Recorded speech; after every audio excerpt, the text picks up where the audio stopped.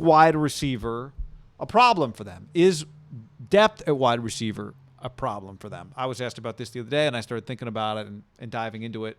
And I think the answer to that question is no. I think they need to find 13% of their production, and I get that number because I use percentages here, John, as I went through a bunch of guys.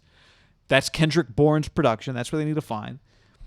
And I think people look at it and go, well, what have you really added here? Is Richie James your slot receiver? You didn't really draft anybody at that position. Where's your production going to come from? And to me, it's going to come from one place, and it's pretty clear, cut, and simple. It's going to come from George Kittle, Brandon Ayuk, and Deebo Samuel being healthy. If those three guys are healthy, they've got enough. That's it. To me, that's the solution. If George Kittle's healthy, he's going to catch 26% of your passes. It's like this year it's a little more because it's 17 games, but I'll use 16 games as a measuring stick. That's 85. That's 85 to 90 balls. And you go, it seems like a lot. It does seem like a lot. But that's what Travis Kelce does. Travis Kelce last year caught 26% of the passes in Kansas City's offense. That was 105 balls. We're not even talking about that. But healthy George, that's what he gives you. Then I went conservative, John, on Ayuk and said if you give Ayuk 75 catches in a 16-game season, you'll need more this year, but that's 20% of your receptions. Ayuk had 60 in 12 games last year, so that's conservative. If you give Deebo 60 catches, okay, Deebo had 57 in 2019, so I think you could argue that's conservative. The three of those guys right there, that's basically 19%, 25%, 20%. That's 65% of your production. Okay, you still got a lot to make up. Yeah, patchwork the rest with running backs and backup receivers. Kyle Juszczyk, he gives you 20 catches. We've seen it the last 2 years. Mostert, last 2 years, he's going to give you 18 catches. I'll give Trey Sermon 15. I'll give Richie James 20. I'll give Ross Dwelley 15. I'll give Wayne Gallman 15. These are just based on what these guys have done historically. Again, these numbers are 16-game numbers. So if we start going into percentages, what you need after I've done all of that, you need about 22% more, okay? You're looking for about 22% more. But I didn't list all the other running backs, random here and there and whatever. And again, I think you need more from Ayuk and Deebo. But I think there's enough there, provided their best play. Guess what happened when the Chiefs went to the Super Bowl the last 2 years? You know what happened? Travis Kelce played in all the games. And Patrick Mahomes played in all the games. And last year... And Tyreek played in every game that mattered. Let me give you the percentage. Yeah. Let me give you the percentages last year on Kansas City's offense. Travis Kelce caught 26% of the passes. Tyreek Hill caught 21% of the passes. DeMarcus Robinson caught 11% of the balls. Mecole Hardman caught 10%. Sammy Watkins caught 9%. And Clyde Edwards-Helaire caught 9%. Well, I think the Niners' third best receiver is better than the Chiefs' third best receiver last year. Who? Hardman? Yeah, Hardman. Sammy? Yeah, Sammy was Hardman, hurt a lot. Robinson, just one of those three guys. Like, I think you can get more production from either Ayuk or Deebo. I'm calling Kittle your number one. I think the one good thing is when you have an elite offensive coordinator, that those guys, Richie James, Juszczyk, if you got a Dwelley that plays a little bit, your running backs, you scheme those guys in the first half. In the second half, and I'm not saying you don't scheme plays for Ayuk, Deebo, and Kittle, but like a lot of other guys, Juszczyk included, are a little more scheme dependent. You know, to have like a 3 or 4 catch game, they're going to have a couple plays called for them, which I'd say vivid memories of Kyle Juszczyk's big plays with the Niners clearly are plays for him, right? Something that they see built into a game plan. Your elite players, and this goes back to Kelce and Hill, they have an elite offensive coordinator too. But over the course of a season, over the course of games, some of those aren't just scheme dependent. It's just Travis Kelce kicking your ass. Right.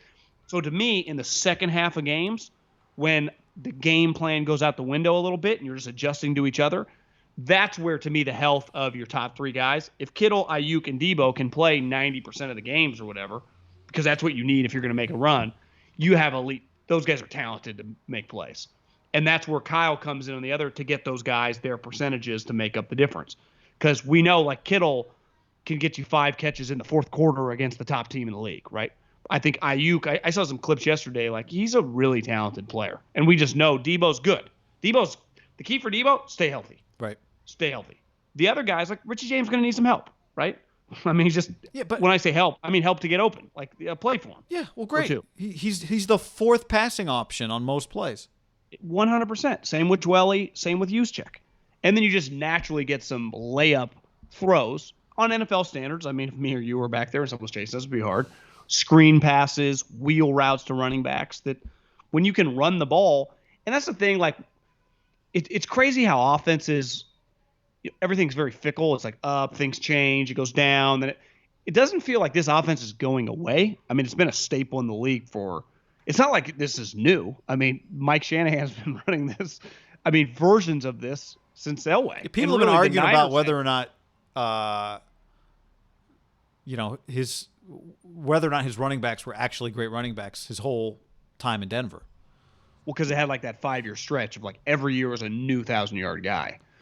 It works in the running scheme specifically. Ultimately, I can scheme runs consistently easier than I can passes because, like, I can scheme a pass, but if you have Jalen Ramsey and you're just scheming a play for Brandon Ayuk and Jalen Ramsey's on Brandon Ayuk, no matter the scheme, like, it's going to be hard to get away from that guy where they're double teaming him or whatever. Like, good defense can just – there's the reason Julio catches so many balls is not because of scheme. It's because physically he's great. He runs good routes. All the top wide, Devontae Adams. And that's where the Niners, they've invested a lot there, guy. I mean, Kittle, they didn't quote unquote invest a lot in originally, but he became a great player and they've paid him. I think is he technically the highest paid tight end in the league? I don't know. Jonnu Smith hasn't passed him, didn't pass him? Oh, yeah. It's skewed. And the Zennies make him. But the two wide receivers, one's a first-round guy and one's an early second-round guy. Like, they've invested a lot in their passing game, right? Yeah. And now Trey Lance and Trent Williams, like, their passing game does need to be better when you factor in their investments. Jimmy, they paid a lot. Now they got Trey Lance. They got Trent Williams. They signed Mack. They signed a bunch of offensive linemen. They have multiple wide receivers, Kittle. Like, they have more than enough. And remember, a couple of years ago, they traded for Emmanuel Sanders. Like, they've good players have mattered to them in the passing offense, and they've got at the top end really good players. I think a good example is like Devontae or Tyreek Hill or whatever. Those guys in a vacuum are better than Ayuk or Debo, obviously. But you could go like, who's Devontae's number 2 wide receiver? Really, with Sammy always being injured, who has truly been the Chiefs' number 2 wide receiver? I'm not talking tight end. I'm talking their number 2 wide receiver. It's kind of a mismatch of Pringle, of Hardeman. Like, they're solid. But I'd say Debo and Ayuk in their own, even if they both become top flight, neither guy ever becomes like a top 10 wide receiver. That's fine. If they're both like big time twos, you got Kittle, and a running back game, that's more than enough. I think we've seen enough to know if they're healthy, they'll produce. Right now, that's the big if. But that's my point. The if with them is, are they going to be healthy? Not, is there enough here? Like, there's enough here. Yeah. By the way, just for reference, the percentages I came up with were just based on, in 2019, the Niners completed 330 passes. Last year, 370, playing from behind, throwing the ball more. But not as good offensive talent, quarterback play. So I just split the difference. So I just 350. That's where all those percentages are coming from. But basically what you're looking for is another 25 catches. That's what they're looking for, based off the numbers I gave you. Well, okay, if I'm conservative on Ayuk, like, do you think 85 is too much for Kittle in a 16-game season, a quarter of your catches? No. You pay him to do that. You're right. And I think over 80 for one of Debo or Ayuk is more than realistic. It's a fair ask. Well, if they're healthy, it's almost an automatic, right? Ayuk caught 60 balls in 12 games last year as a rookie with different quarterbacks. Yeah, I think it's a fair ask to get Ayuk between the 80 to 90 mark. Now, and Debo, if he's on the it's a field harder ask with Debo. He gets hurt a lot. They got to find a way to keep those little push pass that counts. Those glutes fresh. Yeah, I know. And last year's kind of weird because it's like, okay, if Ayuk and Kittle, all these guys are playing together, right? Ayuk's playing with Jordan Reed one day, Dwelly. That'd be something if I was just a stubborn, like a Zimmer. You know how the competition committee every year just gets like random things like, we want single-digit numbers. Like you can't even think of like the future things. One thing I would ask, the push pass, no longer a pass. I want that to count for your run numbers. I could not. Look, here's the thing. You can keep. I agree. Short answer. It drives me nuts. Folks, it is not reflective. It does not reflect what a pass is supposed to reflect. Now, if you want to make it still an incomplete pass, that's fine with me. I'm not saying change the rule. I'm not saying make it a fumble. I'm just saying, let's make a little judgment call here, folks. This is You know not the guy, a pass. and again, you'd have to do a deep dive on the numbers. It would take an analytic guy to. I could text actually the Chiefs the numbers guy. That I bet the guy that's benefited the most the last 3 years would be Mahomes. They do that because they got the fastest guys. They boom and he just takes off. They got like 3 or 4 of them. I mean, it's not just Hill. So, but like no one says like Mahomes. He's not really cooking the books because you watch him play. You're like, it feels normal. But sure. I would venture to guess the last 3 How many years, yards? 500 yards just from that little Something. play. I mean, they run it every game. Yep. And again, the numbers we're talking about here, the raw numbers you have to adjust for 17 games. The percentages, that's what's relevant because you need George Kittle to catch a quarter of the passes. That's what you need George Kittle to do. Totally. And Ayuk and Debo combined, probably you need more than 40%. But I think part of this is we think they're capable of it. So, as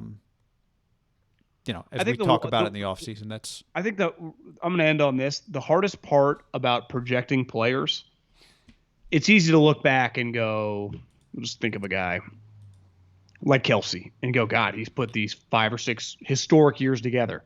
But there was a point in time you go, if this guy can just stay healthy and do it, he's got all the talent. Kind of the way we talk about Kittle.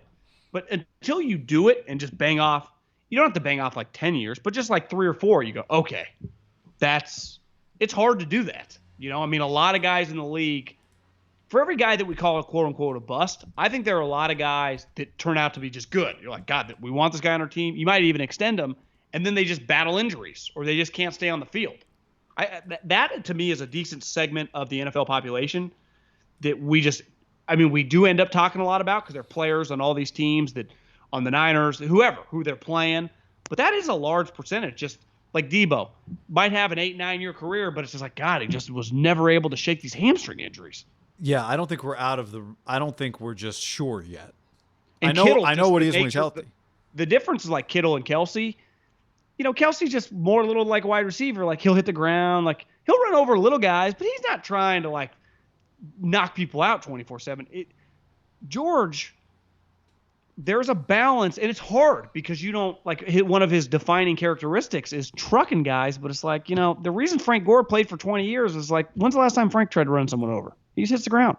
There's a balance to staying healthy. That's where I would probably bet on that guy to be pretty consistent. Like his style, speed, getting open, hitting the ground, like he'll jump out of bounds. Well, the thing you worry about with a guy like him is just like muscle pulls. Right? Hamstring pulls. But again, that's Debo's had that. I worry more about contact injuries with Debo. And I love the way he plays. That's what I worry about most with George is just, I feel just because the Chiefs have been such a powerhouse brand, even if you don't watch every second of every Chiefs game, you feel like you watch like 80% of their season. I don't feel like I ever see Travis Kelce take like crazy wallop shots where wouldn't you say it feels like minimum once every other game, George has taken a violent collision, sometimes self-inflicted. Yeah, but he's applying it, but you still feel it. It counts. Like,